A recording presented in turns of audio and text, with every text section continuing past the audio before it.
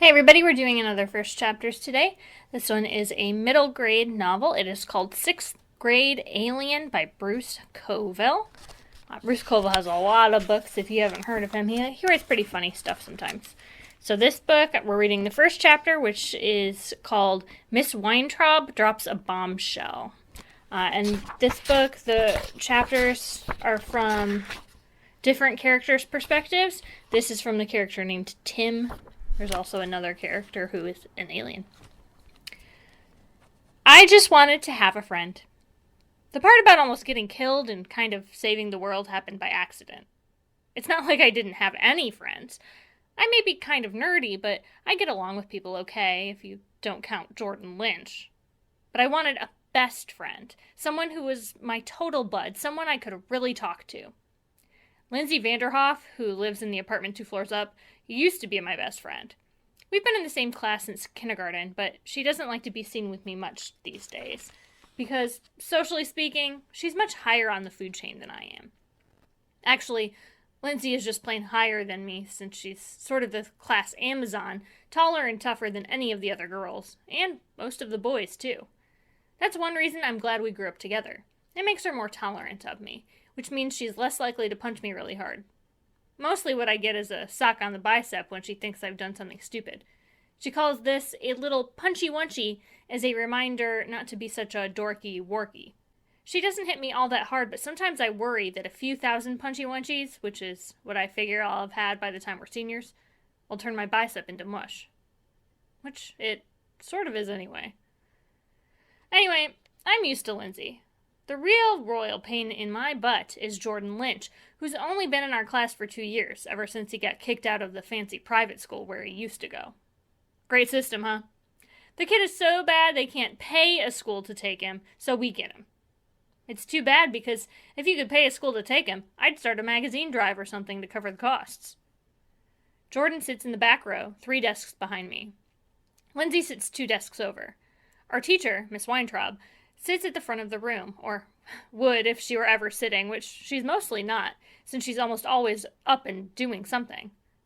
I really like her. She makes things interesting. Also, she's kind of pretty. I made the mistake of saying that to Lindsay once. I still get to talk to her because our mothers take turns driving us to school in the morning. She gave me a little punchy-wunchy and said, "Tim, beneath that dorky exterior beats the heart of someone from another world." That was me. Tim Tompkins, 6th grade alien. Weirdest kid in the class. Until Pleskett. School had only been going for a week, just long enough for me to have serious doubts about whether I was going to live through the year, when Miss Weintraub called us together for an important announcement. I struggled out of the headlock Jordan had me in and started for my desk. I figured the important announcement was probably about lunch money or eraser duty or something, but it was a good excuse to get away from Jordan.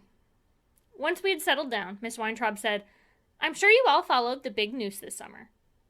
"You mean about the aliens?" I cried. Lindsay groaned, and I could tell by the look on her face that if I was sitting closer to her, I'd be getting a little punchy-wunchy right then. But I couldn't help myself. Ever since the first time I saw Close Encounters of the Third Kind, I've watched it 47 times in all, I've been waiting for aliens to contact us. So when the president announced in July that Earth had received a message from the Interplanetary Trading Federation, I had been one of the happiest kids in the world. I figured it was just about the biggest news in history. So what else could Miss Weintraub have been thinking of? I guess the others didn't feel the same way. At least, Jordan didn't. "Space Boy strikes again," he snickered, using one of his 3 favorite nicknames for me. The other 2 are Nerd Butt and Doot Brain. "Actually, Tim is right," said Miss Weintraub, smiling slightly. "The announcement is about the aliens." "They didn't declare war, did they?" asked Melissa Farkas. She sounded like she was about to cry. But then, Melissa usually sounded like she was about to cry. Miss Weintraub laughed. "No, Melissa, the aliens haven't done anything to disprove their claim that they're friendly." I could scarcely keep myself in my seat. "So what's the announcement?" Miss Weintraub looked serious. "As you know, the aliens are establishing a single embassy for the whole planet, which means countries have been competing to host. The aliens have finally made their decision.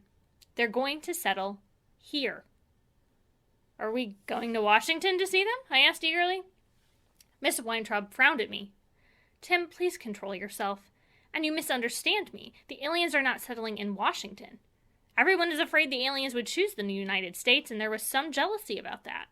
So to keep it a worldwide mission, the aliens have decided to settle in this country, but not in the capital. I tried to keep quiet, but I couldn't.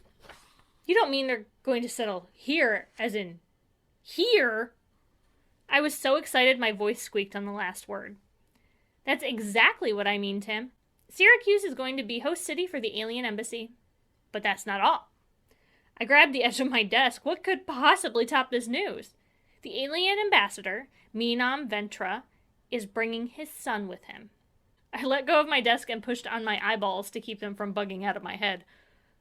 Mr. Ventra, I guess you'd call him Mr., though I don't know for sure, wants his son, Pleskett, to go to a public school. The government tried to talk him out of it, but he is very insistent. He says it is important for our peoples to get to know each other. So what public school will this alien kid be going to? Melissa asked nervously. Miss Weintraub smiled. This one. And not just this school. The announcement I wanted to make is that the world's first alien student is going to be a member of our class. Yes! I cried, leaping out of my seat. Tim, sit down. This is not going to be easy. Why not? Asked Lindsay. Well, for one thing, it's going to focus a lot of attention on us. We'll have reporters hounding us to get in here.